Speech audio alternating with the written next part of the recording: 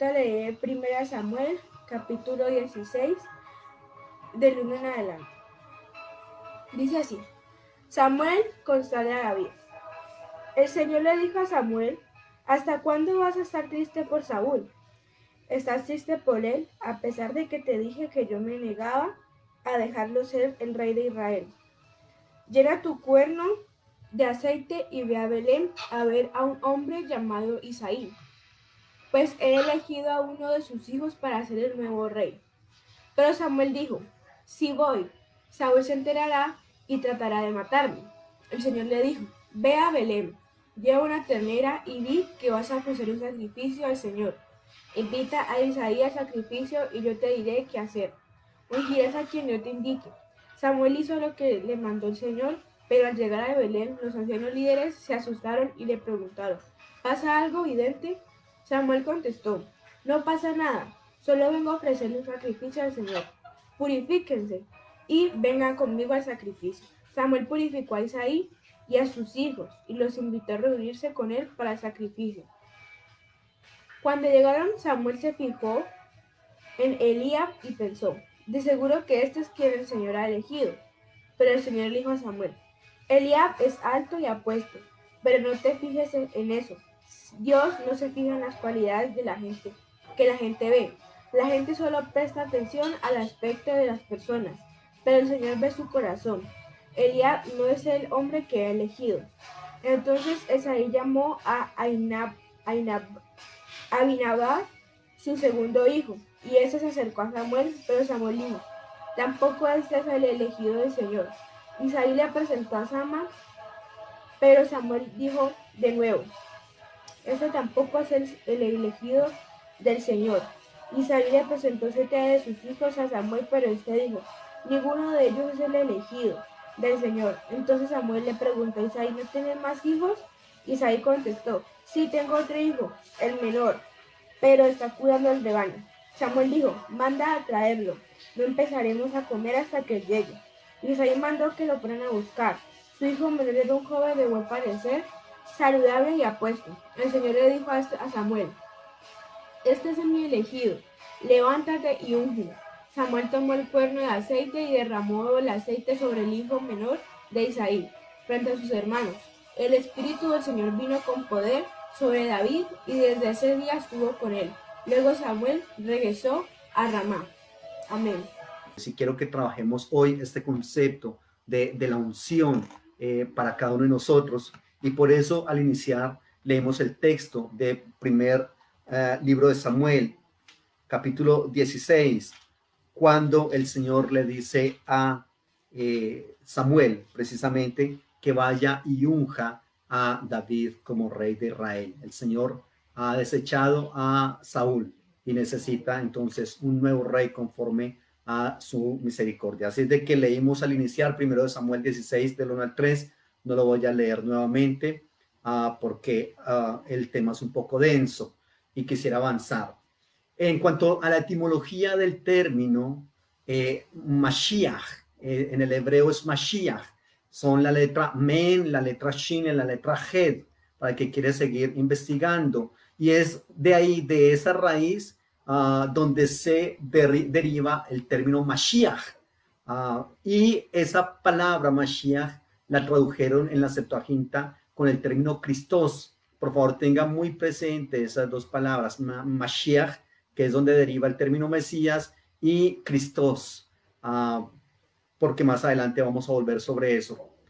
También tiene una raíz latina que es ungere, y todo eso significa untar, frotar, acariciar, ungir, embadurnar, y se hacía o con grasa o con aceite.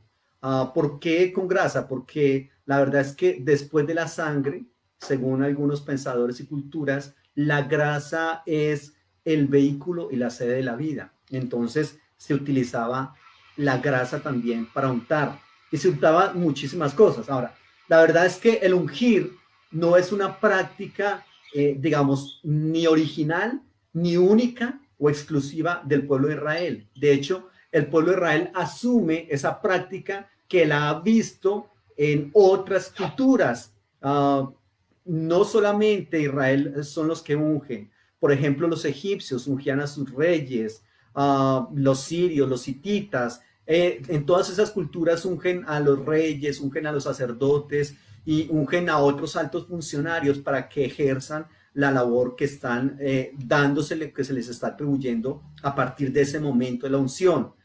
También, por ejemplo, los aborígenes australianos ungían porque ellos consideraban que las virtudes de quienes morían podían transferirse los unos a los otros, entonces ungían a una persona para que se le transfiriera esas virtudes. O por ejemplo, los árabes en África Oriental también se ungían con grasa de león porque ellos consideraban que se podía adquirir ese coraje del león, esa fuerza, esa valentía del león, y así iban a inspirar miedo también en sus enemigos, ¿correcto? Entonces se ungían de esa manera. La religión hindú, por ejemplo, también usan la mantequilla del animal sagrado, que para ellos es la vaca, ¿correcto? En la inauguración de casas y otros eventos. Entonces, reitero, el concepto de ungir no es único ni exclusivo del pueblo de Israel.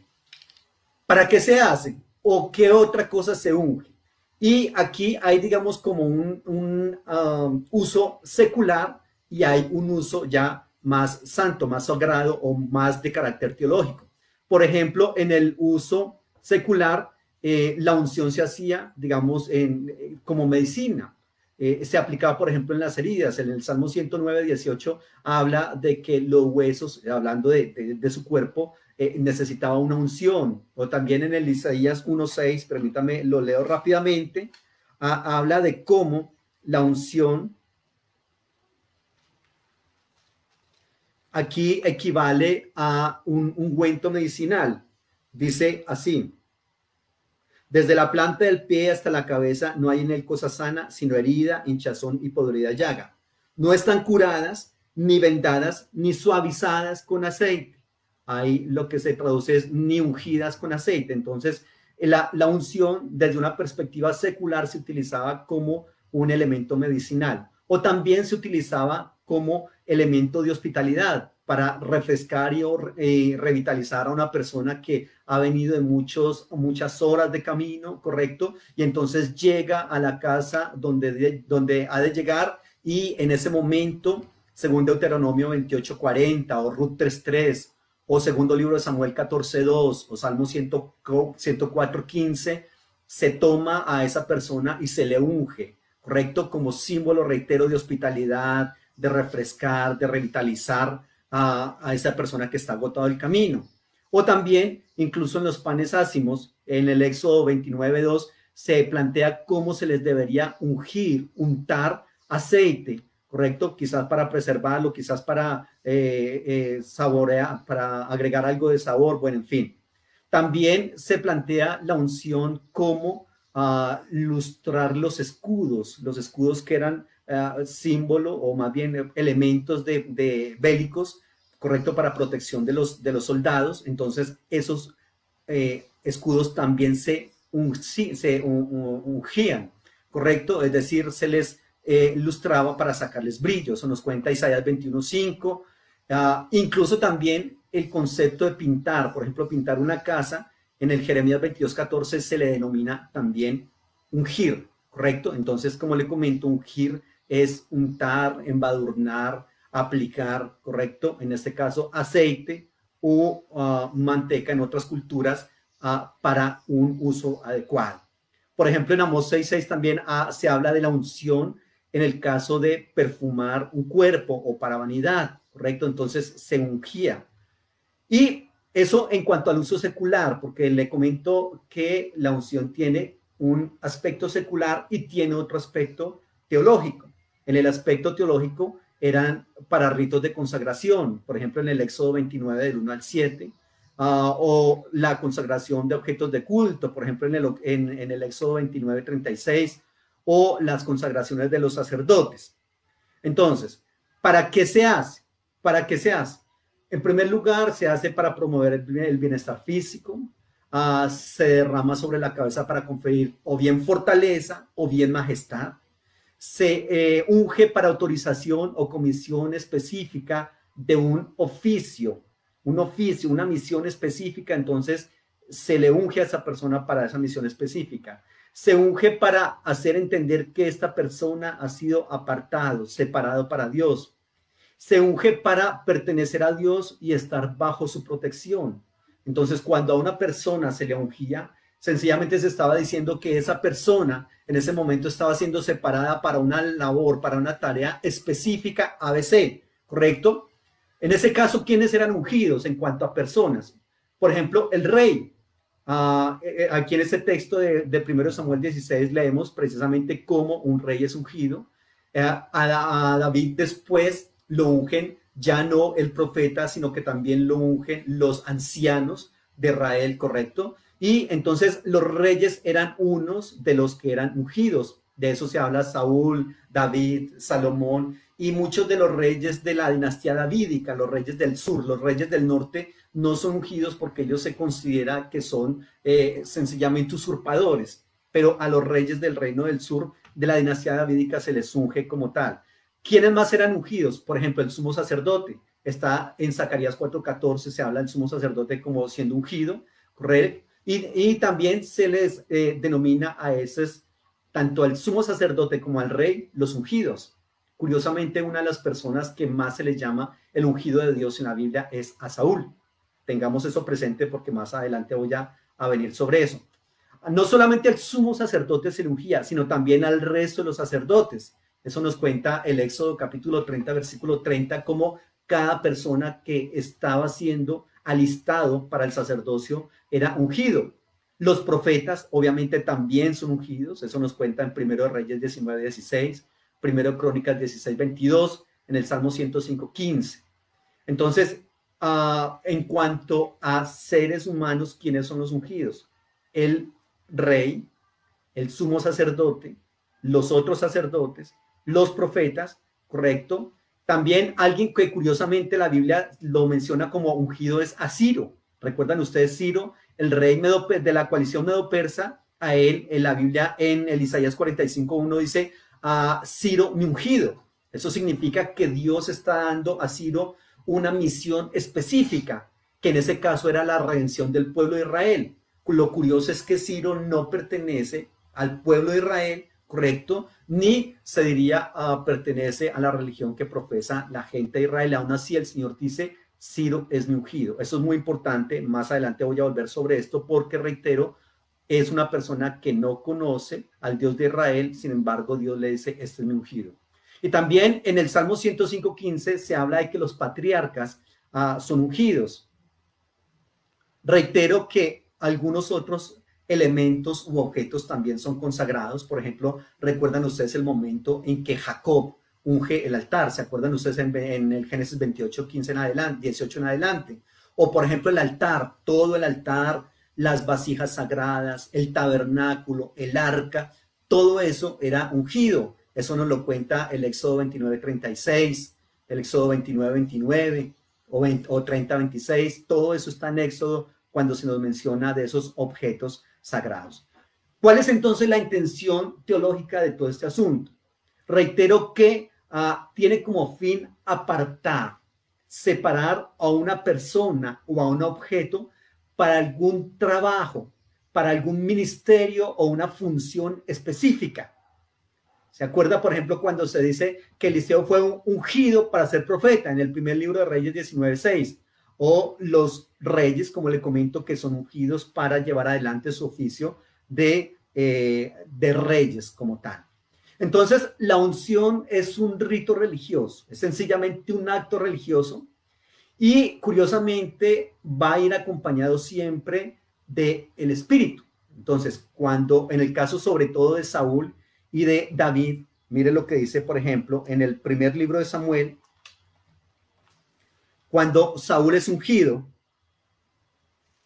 1 Samuel capítulo 10, versículo 1, dice, tomó entonces Samuel una redoma de aceite y la derramó sobre su cabeza, lo besó y le dijo, ¿no te ha ungido el Señor por príncipe sobre su pueblo Israel? Y mire lo que dice en el versículo 10, cuando llegaron allá al collado, la compañía de los profetas les salió al encuentro. Entonces el Espíritu de Dios vino sobre él con poder y profetizó entre ellos. Aquí vemos entonces cómo la unción está ahí inevitablemente unida al advenimiento también del Espíritu del Señor. Y en el texto de 1 Samuel 16 es también muy claro, digamos, esos dos eventos acompañando uno al otro. 1 Samuel 16, 13, mire lo que dice. Samuel tomó el cuerno del aceite y lo ungió en medio de sus hermanos. A partir de aquel día vino sobre David el Espíritu del Señor. Se levantó luego Samuel y regresó a Ramá. Entonces hay algo bien interesante y es cómo la unción en estos textos viene acompañada del advenimiento también del Espíritu del Señor. Así es de que teológicamente la unción está dada a una persona para realizar un trabajo específico, correcto, está dada a esa persona para que la gente entienda que esta persona tiene una protección especial en eso que se le encomendó hacer, correcto, y que está acompañada entonces del Espíritu Santo. En esos casos estas personas son consagrados y participan entonces de la santidad de Dios. Recuerde que le comentaba que había un aspecto, digamos, secular y un aspecto ya más teológico, religioso, correcto, y a partir de ese momento esa persona entonces entraba a formar parte de eso que se consideraba santo para Dios, y por lo tanto eso es inviolable.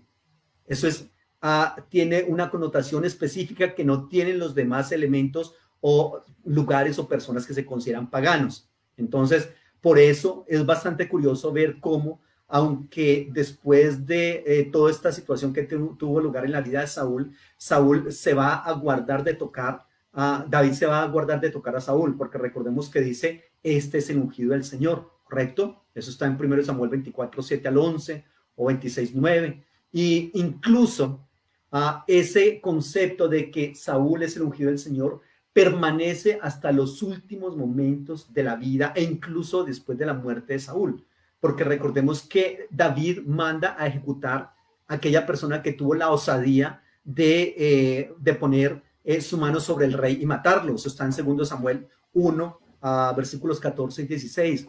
¿Cómo se te ocurre haber puesto la mano sobre el ungido de Jehová? Y entonces lo mató. Permítame leer ese texto que es muy importante. 2 Samuel 1, versículos 14. ¿Cómo no tuviste temor de extender tu mano para matar al ungido del Señor?, le dijo David. Y el versículo 16 dice, mientras David decía, tu sangre sea sobre tu cabeza, pues tu misma boca atestiguó contra ti al decir, yo maté al ungido del Señor. Y porque esta persona ha osado matar al ungido del Señor, entonces esta persona también merece ser muerta, según lo que plantea el texto ahí. Pero muy bien, ese concepto de unción va teniendo una mutación, por ejemplo, en las famosas ideas mesiánicas.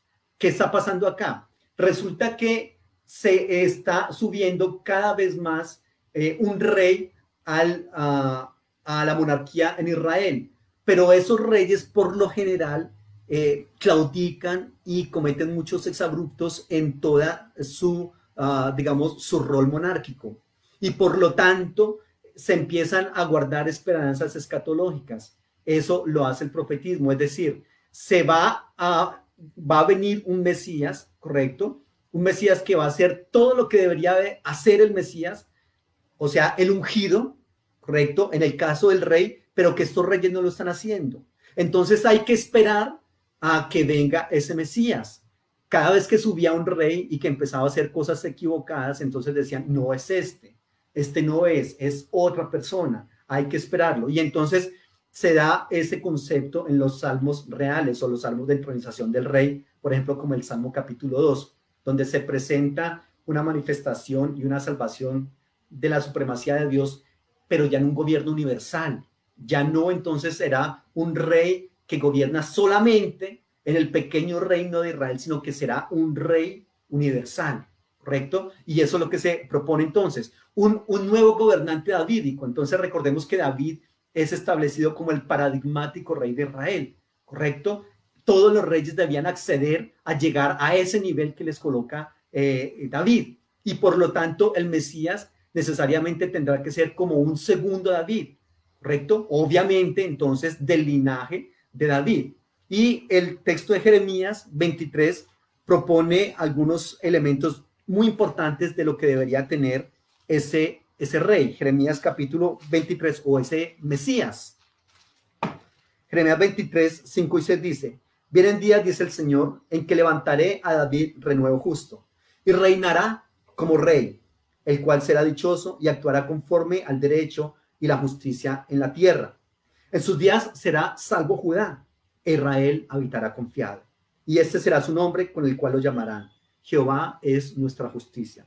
Por tanto, vienen días, dice el Señor, en que no dirán más: vive Jehová, que hizo subir a los hijos de Israel de la tierra de Egipto, sino: vive el Señor, que hizo subir y trajo la descendencia de la casa de Israel de tierra del norte y de todas las tierras a donde ya los había echado, y habitarán en su tierra. Fíjese que este texto es muy característico de algunos de los aspectos que se está esperando, incluso digo está esperando, refiriéndome al concepto mesiánico del judaísmo, que se está esperando que tenga el judaísmo en ese momento. Ya ahorita regreso sobre este punto. Entonces, se va abrigando unas esperanzas mesiánicas de un rey, reitero, que será ya un rey que gobernará universalmente, que será del linaje de David, que será un segundo David, ¿correcto? Y ya cuando el pueblo de Israel regresa del posexilio, obviamente ahí en ese momento se despierta una inusitada necesidad por un Mesías, por ese rey que tendrá que venir, ¿correcto? Y entonces el pueblo enfatiza mucho más ese concepto de Mesías después del exilio. Eso está en Ageo capítulo 2, versículos 20 al 23. Y en ese caso se presenta a Zorobabel. Zorobabel es entonces representante de Dios y es entonces un verdadero gobernante, según cuenta el texto que le acabé de referenciar. Eso para el Antiguo Testamento y eso para el judaísmo. ¿Listo? ¿Qué pasa con el Nuevo Testamento? En el Nuevo Testamento se presenta a Jesús como el Cristo. Cuando nosotros decimos, ¿recuerdan cuál fue el término que yo le dije que era en griego para el Mashiach, para ungir? Era el Christos. Entonces, ungir en hebreo es la raíz men, la raíz shin y la raíz het, que de ahí deriva la palabra Mashiach, ¿correcto? Ese término lo tradujeron al griego con el término Christos, ¿correcto? Y ese término posteriormente se le aplica a Jesucristo. Entonces, cuando nosotros decimos Jesucristo, lo que estamos diciendo es que Jesús es el Mesías, Jesús es el ungido. Entonces, el término Christos significa o es precisamente esa designación que viene como el Mesías, como el ungido. Y entonces se presenta a ese Mesías como el ungido y es el ungido por excelencia. Hechos capítulo 10, versículo 38. Hechos capítulo 10, versículo 38, dice así: como Dios ungió con el Espíritu Santo y con poder a Jesús de Nazaret, y cómo éste anduvo haciendo bienes y sanando a todos los oprimidos por el diablo, porque Dios estaba con él. Ahí está. Entonces, en este texto y otros textos más, se va a presentar a Jesucristo como el Mashiach, como el Christos por excelencia, por antonomasia, ¿correcto? Pero ¿qué pasa acá? Aquí hay una gran distinción y es un gran cisma entre el judaísmo y el cristianismo. ¿Cuál es ese gran cisma? ¿Cuál es ese punto irreconciliable entre el judaísmo y el cristianismo? Pues precisamente que el judaísmo no va a aceptar jamás a Jesús como el Mesías. Y digo que jamás porque cuando una persona acepta a Cristo a Jesucristo como el Mesías, entonces ya deja de ser judío, porque el judaísmo hasta el momento no lo ha aceptado. Y reitero, ellos siguen esperando a ese Mashiach, a ese Christos, lo siguen esperando, ¿correcto? Entonces eso es lo que marca un punto, digamos, neurálgico y de gran diferencia entre el judaísmo y el cristianismo. Entonces el cristianismo cree que ese Mashiach es el Christos y que el Christos es Jesús. Por eso se fusionó el nombre de Jesús con el de Cristo, Jesucristo, ¿correcto? Entonces se le dice desde el cristianismo que realmente hay muchos textos de la Biblia, como en el Salmo 2.2, Daniel 9, 25 y 26, que el Mesías, que Jesucristo es el Mesías prometido, los textos de Isaías, ¿correcto? Y los judíos van a decir, no, señores, no es. ¿Y ellos por qué dicen que no es? Porque le voy a citar lo que plantea Maimónides, o como lo conocen los judíos, Rambán, es un gran un filósofo, creo que es de los más sobresalientes filósofos de Israel. Él fue filósofo, él fue médico, fue astrónomo, fue también rabino, un estudiante de la Torá, de los más distinguidos de Israel, y él dice, no, realmente Jesús no es el Mesías. Él dice, he estado haciendo un análisis, él nació más o menos por allá en el año 1138, estuvo vivo por allá hasta el 1204, y él dice, he estado haciendo un análisis de Jesús, si realmente es el Mesías o no, y él concluye que no, y el judaísmo concluye que Jesús no es el Mesías. Y ellos dicen, hay realmente algunas incongruencias entre ese Jesús de por qué no puede ser nuestro Mesías. Entonces dice, en primer lugar, el Mesías era descendiente o debe ser descendiente de la casa de David. Y curiosamente para los judíos, la descendencia la da el Padre. Pero ¿qué pasa con Jesús? Que se dice que Jesús no viene de un linaje humano, ¿correcto? Es decir, el Padre no es José, sino que es engendrado por el Espíritu Santo, ¿correcto? Entonces, ahí ya desde esa perspectiva, estoy hablando desde la perspectiva judaica, no puede ser Jesucristo el Mesías, ¿correcto? Por otro lado, se plantea que el Mesías tendría que venir y reconstruir el templo, ¿correcto? Pero Jesucristo no reconstruyó el templo. De hecho, Jesucristo toda su obra la hizo independiente del templo, porque recuerden que él fue al templo para decir esto, lo han convertido en cueva de ladrones. Y él entonces dice, por acá no es, y va a hacer entonces su obra, reitero, aparte del templo. Entonces ellos están planteando el Mesías como alguien que viene a reconstruir el templo, que ellos no lo tienen en este momento. Por otro lado, también, según el texto de Jeremías, habla de que ese Mesías va a venir y va a repatriar al pueblo. El pueblo estaba en la dispersión, ¿correcto? Y ellos están esperando que ese Mesías que viene los va a volver a traer a todos y que todos van a vivir en paz, en bendición, y que van a vivir seguros, y por lo tanto sus enemigos ya no van a estar, van a ser destruidos. Pero sucede todo lo contrario con Cristo. A partir de Cristo los judíos son perseguidos, ¿cierto? Muchos de ellos son llevados al exilio, muchos son muertos. Entonces dice, en lugar de traernos seguridad, nos trajo fue muerte, nos trajo fue persecución, etcétera, etcétera. Por otro lado, el Mesías o el Mashiach debería ser una persona que estudiara en las escuelas rabínicas más famosas de la época. En la época de Jesucristo hay dos grandes escuelas, la de Hillel y la de Shammai, pero curiosamente Jesucristo no se afilia a ninguna de esas escuelas. Entonces, el Mashiach tiene que ser una persona que estudie Torá, que enseñe Torá y que le enseñe al pueblo a guardar esa Torá. Pero cuidado, Jesús no estudia Torá en las escuelas, en ninguna de esas escuelas rabínicas de la época, ¿correcto? Entonces ellos dicen, él no estudió Torá. Aparte de eso, intenta cambiarla. ¿A qué se refieren ellos cuando dicen que intenta cambiarla? Sencillamente cuando el Señor Jesús dice, oísteis que fue dicho que, mas yo digo que. Esos son unos ejercicios jaláquicos y jagáicos que están ahí en el texto bíblico.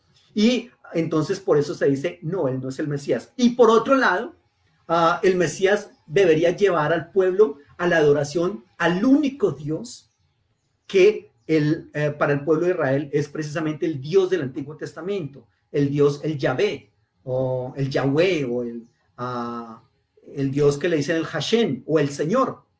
Pero el Dios del Nuevo Testamento, recuerden entonces que el Nuevo Testamento propone que Jesucristo es el Dios encarnado, ¿correcto? Entonces ellos dicen, no solamente nos lleva a adorar al Dios del Antiguo Testamento, sino que presenta un nuevo Dios. Él mismo se presenta como Dios y enseña a adorar a ese otro Dios. Entonces, por esos 5 elementos, los judíos no van a aceptar a Jesucristo como el Mashiach, como el Mesías. Por otro lado, ese que dice ser Mesías y que los demás dicen que él es el Mesías, hace cosas que ellos no esperan de un Mesías. Ellos no están esperando un Mesías que haga milagros, no les interesa. No esperan un Mesías que resucite muertos, de por Dios, eso no. Recordemos que el término Mashiach es aplicado inicialmente, ¿se acuerdan a quién? Al rey, ¿no? Al rey, al sacerdote, al profeta, ¿correcto? Entonces, el Mashiach de ninguna manera tiene por qué resucitar muertos o sanar enfermos, no le interesa eso, hacer milagros, por Dios, eso no es cosa del Mesías. Pero entonces todo el Nuevo Testamento se va a referir a Cristo, entonces como el Mesías, y a Cristo como el Dios encarnado. Entonces el Nuevo Testamento se limita a darle razones porque tiene que demostrar a los judíos entonces que ese sí es el Mesías. Y por ejemplo en Marcos 16, en Marcos 14, versículos 61 y 62,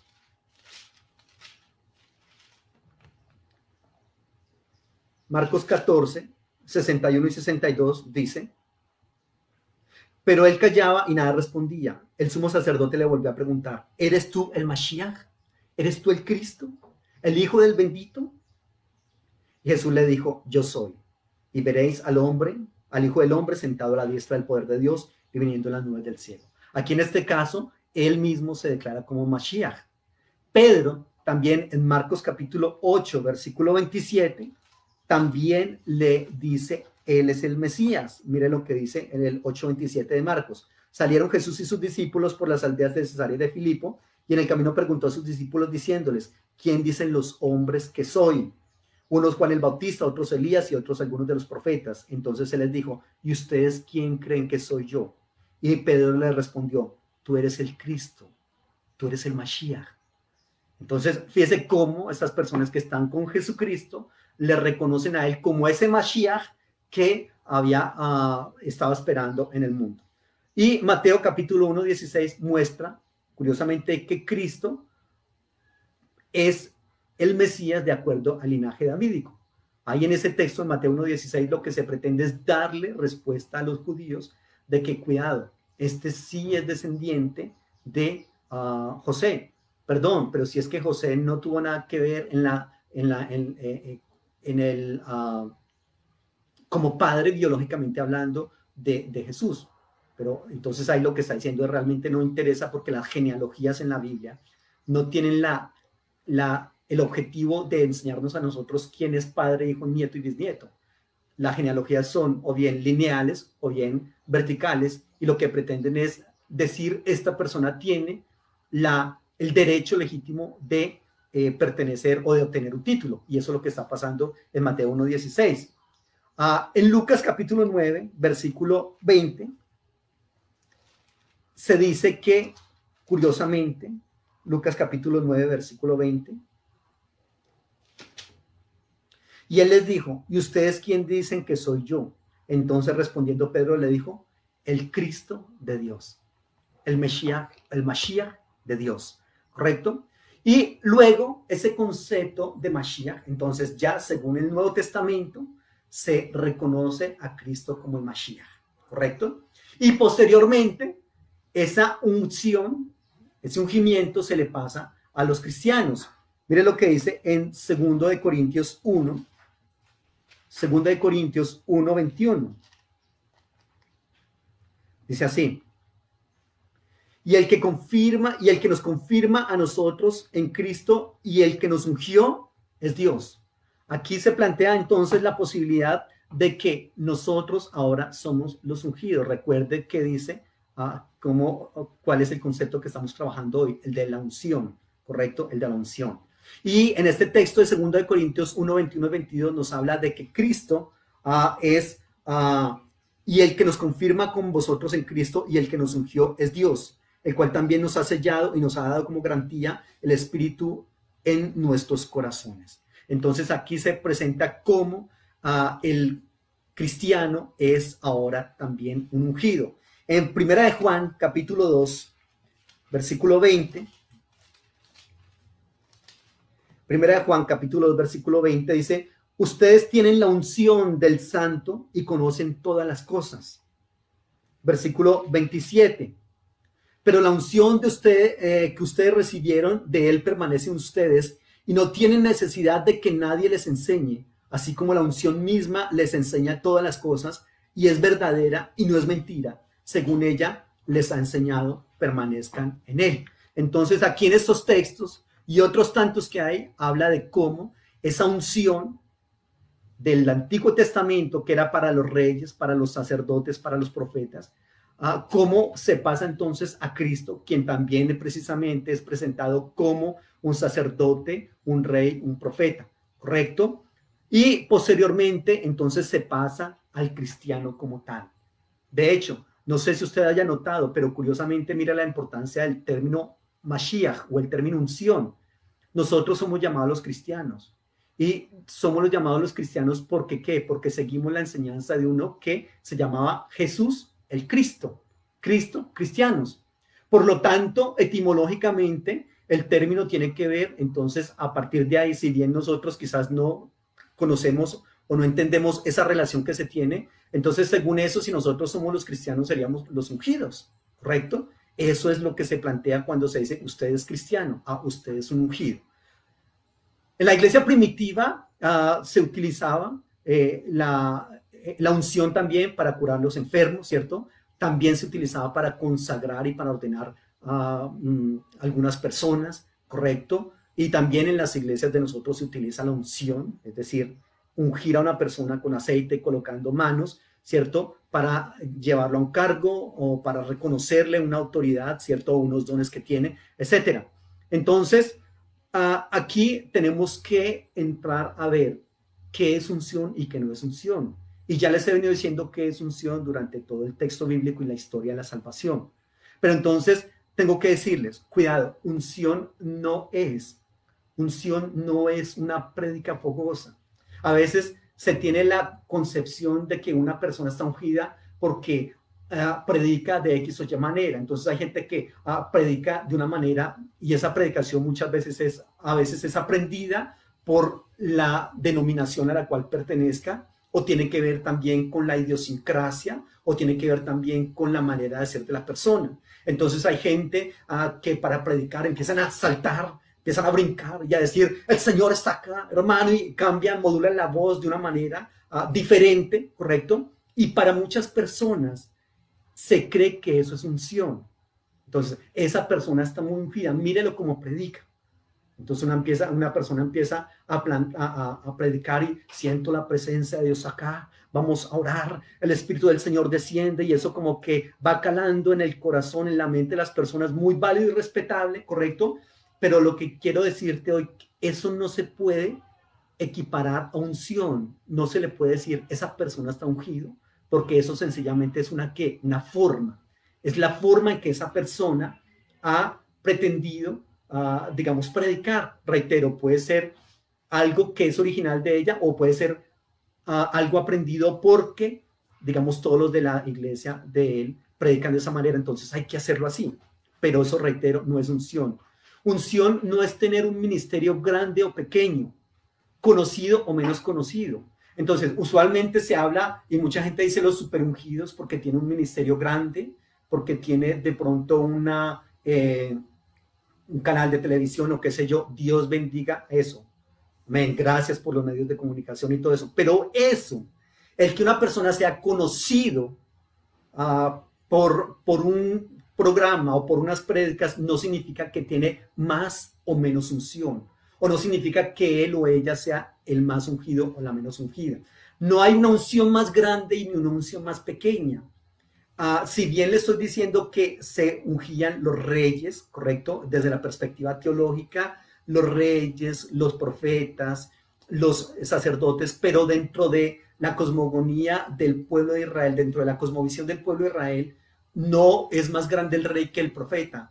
Todos son exactamente lo mismo y todos cumplen un rol específico, único, igual de importante delante de la presencia del Señor. ¿Correcto? Somos nosotros los que hacemos esas divisiones. Por lo tanto, no hay unción más grande ni unción más pequeña. Todas las unciones son exactamente la misma. Así su ministerio sea un ministerio de pastorear 50,000 o 100,000 personas, o sea de pastorear 10,000. No, usted no pastorea una iglesia más grande o más pequeña porque tiene más o menos unción, porque no hay una unción más grande o más pequeña. Unción no es hablar en lenguas. A veces se tiene esa tendencia de que cuando una persona practica la glosolalia, que es el hablar en lenguas, entonces esa persona es un ungido. ¿Y usted por qué no habla en lenguas? Debe ser que es que usted no tiene unción. Mire esta persona como si habla en lenguas todo el tiempo, es porque esa persona es ungida, ¿correcto? No. ¿Quién habla en lenguas? Sencillamente el que tiene el don, porque hablar en lenguas es un don, ¿correcto? Y lo usa sencillamente, o lo puede usar el que tiene el don. Si usted no lo tiene, no habla y punto. No, la unción no viene por orar más o por orar menos. Usted no puede decir, porque no es correcto, de acuerdo al texto bíblico, voy a orar más para tener más unción. No es correcto. Qué pena decirle. La unción no viene por orar más. La unción viene es por la gracia del Señor sobre la vida de una persona que la lleva ¿a qué? Que la lleva a, reitero, cumplir con una meta, cumplir con un objetivo específico, ¿cierto? Pero la unción no viene por orar más o por orar menos. Cuidado, aquí no estoy diciendo que no sea adecuado orar, ni estoy contra la oración. Sin oración no hay absolutamente nada. Solamente quiero que entendamos un poquito del concepto de unción, ¿correcto? No hay unción, reitero, para hacer milagros o para no hacerlos. Entonces muchas veces se cree que esta persona sana a los de SIDA, sana a los de cáncer, es porque ese sí tiene unción. No. O sea, el sanar a una persona no viene por tener unción o no, viene porque la persona tiene el don de sanidades o milagros, ¿correcto?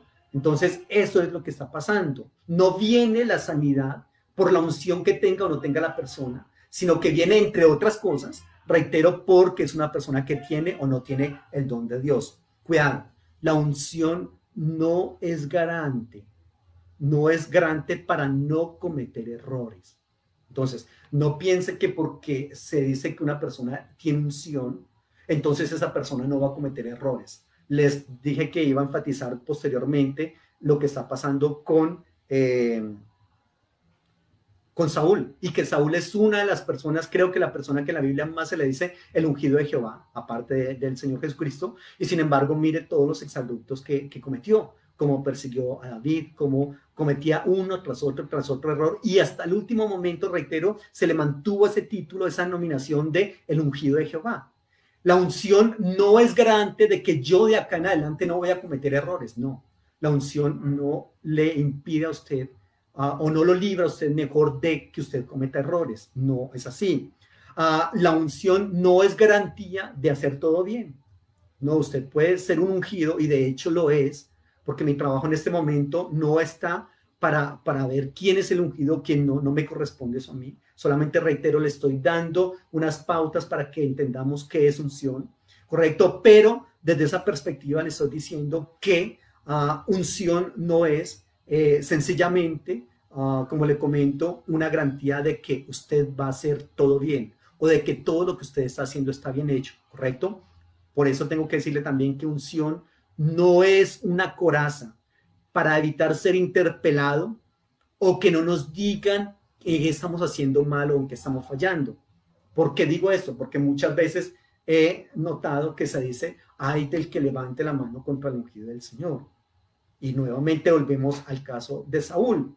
No significa entonces que porque yo soy el ungido, nadie puede decirme, pastor, me parece que lo que estás haciendo hay que solucionar esta y esta falencia, ¿ya? Entonces tendríamos que solucionar esta parte. Definitivamente se necesita unción para cada servicio. Estábamos hablando, recuerden, ¿para qué era la unción? ¿Se acuerdan? Dijimos que la unción era un rito religioso, ¿cierto? Que confería una autorización o una comisión específica, es decir, yo te estoy separando para algo específico. Que una unción es apartar para Dios. Una unción es pertenecer a Dios y estar bajo la protección, ¿correcto? Y que va acompañada de la venida del Espíritu Santo y confiere gracia, ¿correcto? Y la posesión del Espíritu de Dios, ¿correcto? Por lo tanto, entonces, nosotros a través de que recibimos ese llamado y ese propósito de Dios para nuestras vidas. Una de las maneras en que lo recibimos es a través de los dones del Espíritu, ¿correcto? Es decir, recuerden, el profeta era ungido para ser profeta, el rey para ser rey y el sacerdote para ser sacerdote. El Señor a cada uno de nosotros nos da una unción, ¿cierto? Es decir, nos da una misión. Esa misión se corrobora a través de ¿qué? A través de los dones del Espíritu, ¿correcto? A través de eso Dios separa al ser humano para su propósito. Entonces, Se necesita la misma unción para sanar a uno de cáncer o de SIDA. Se necesita la misma unción, es decir, la unción de Dios,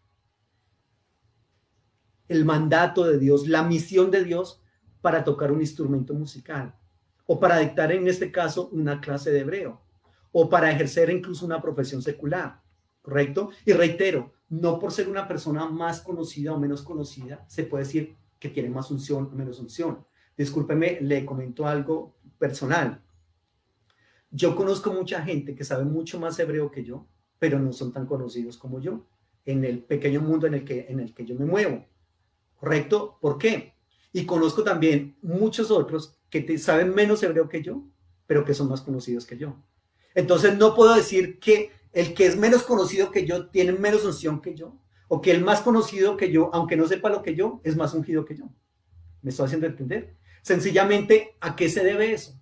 A que de pronto esta persona que es más conocido tiene más manejo de las redes sociales, o de pronto está viviendo en Israel y desde allá es más fácil. Bueno, hay una cantidad de argumentos que podría darle, pero nada de eso se equipara con la unción, ¿correcto? Y la unción para dictar una clase, en este caso una persona que dicta clases de qué sé yo, de historia de la iglesia, de introducción al Antiguo Testamento, de misionología, es la misma unción, pero de diferente manera. Es la misma unción en el sentido de que es la misma delegación de Dios. Dios diciéndole, yo te necesito para esto, ¿correcto? Y en cada uno de nosotros es diferente el rol, diferente la manera en que se manifiesta esa unción. Pero reitero, no hay unciones más grandes ni unciones más pequeñas. Incluso la unción se necesita también para ejercer una profesión que nosotros llamamos secular.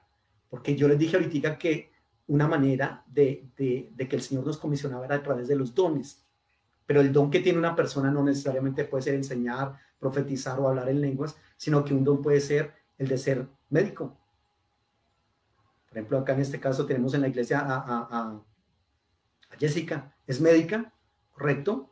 Pero ese es el don que el Señor le dio a ella, ¿correcto? Fíjese que no está entre, alguien diría, perdón, pero es que eso, ¿dónde está? Si eso no está ni en 1 Corintios 12, ni en Efesios 4, ni en Romanos 12, entonces, no, es que esos no son los únicos que hay. En el Antiguo Testamento, a las personas a las que Dios les capacitó para trabajar el metal, para trabajar la madera, les dice Dios que Él fue el que les dio esos dones.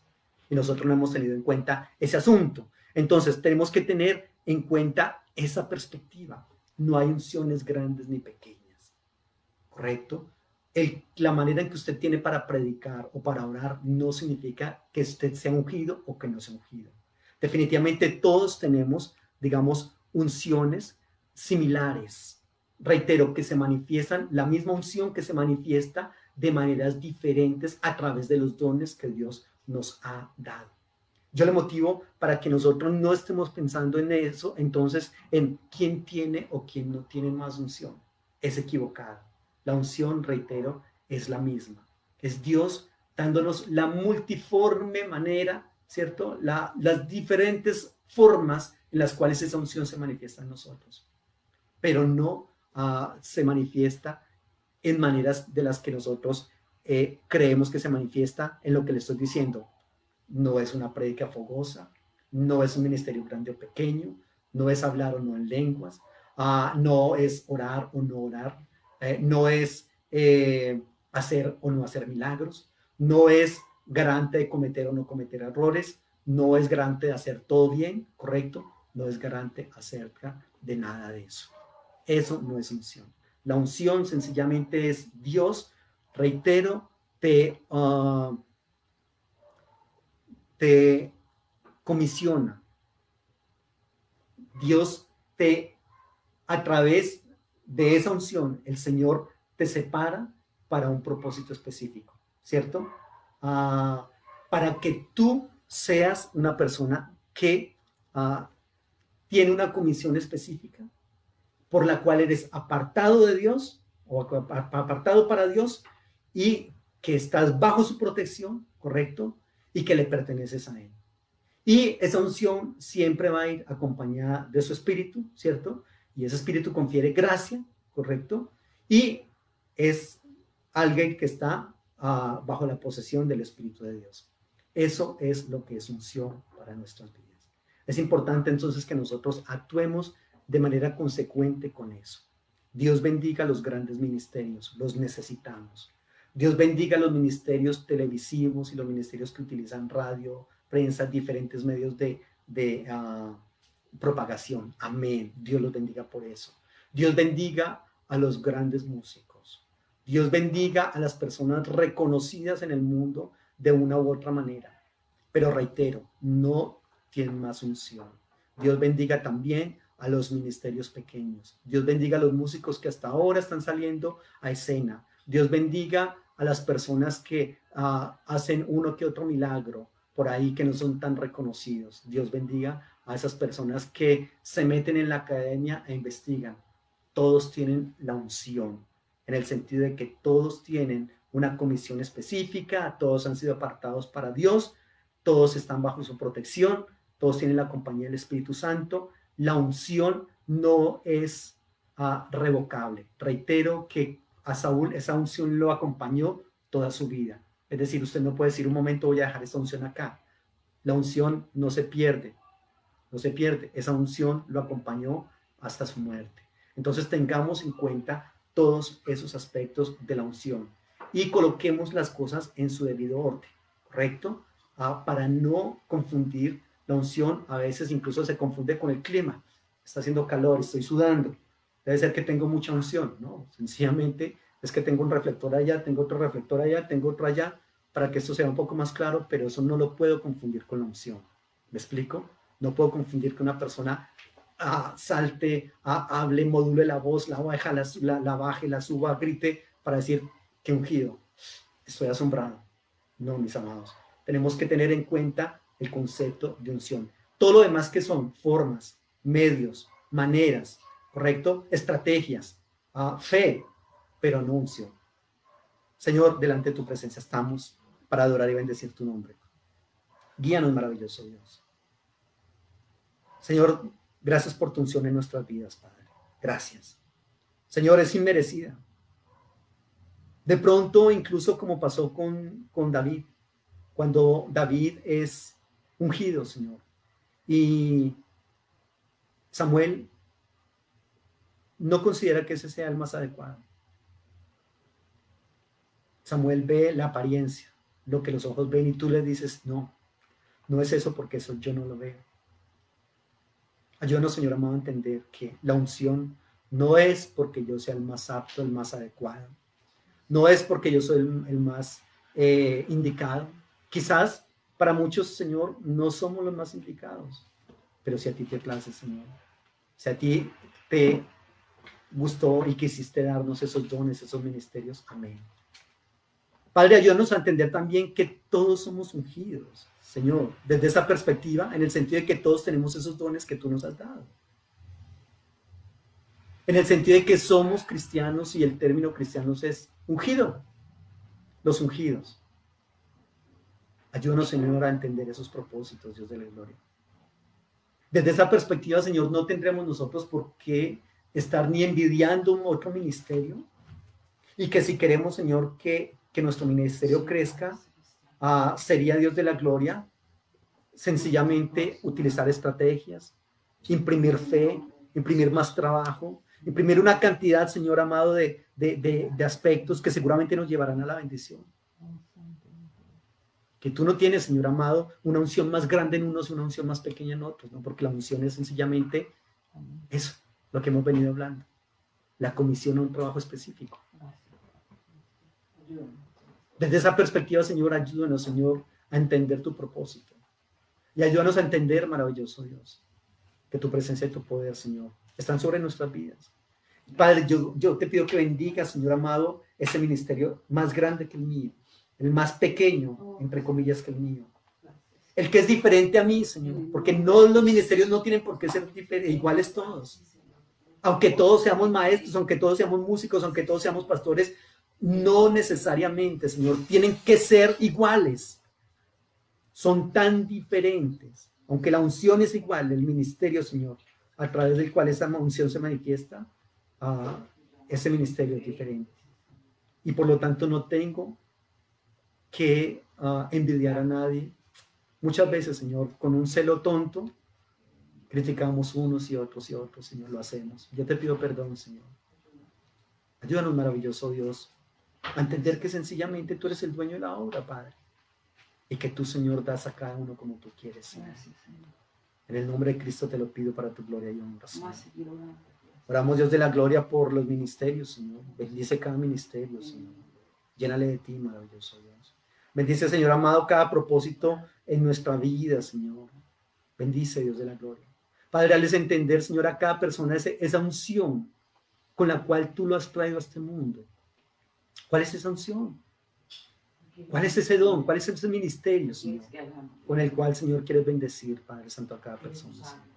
Oramos, de Dios, por cada persona en específico. Las unciones, Señor, que son incluso familiares, Dios de la gloria. Hay familias de músicos, hay familias de pastores, familias de misioneros, Señor amado, familias de médicos y familias de constructores, Señor. Y a cada uno de ellos le has dado esa unción para que se muevan en esas áreas, Padre. Gracias te doy por tu bondad y misericordia, Señor. Eres sabio, Señor.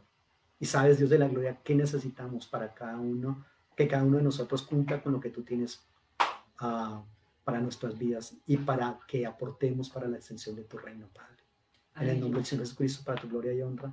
Amén, aleluya. Mis amados, gracias por haber estado con nosotros. El Señor le bendiga, el Señor le guarde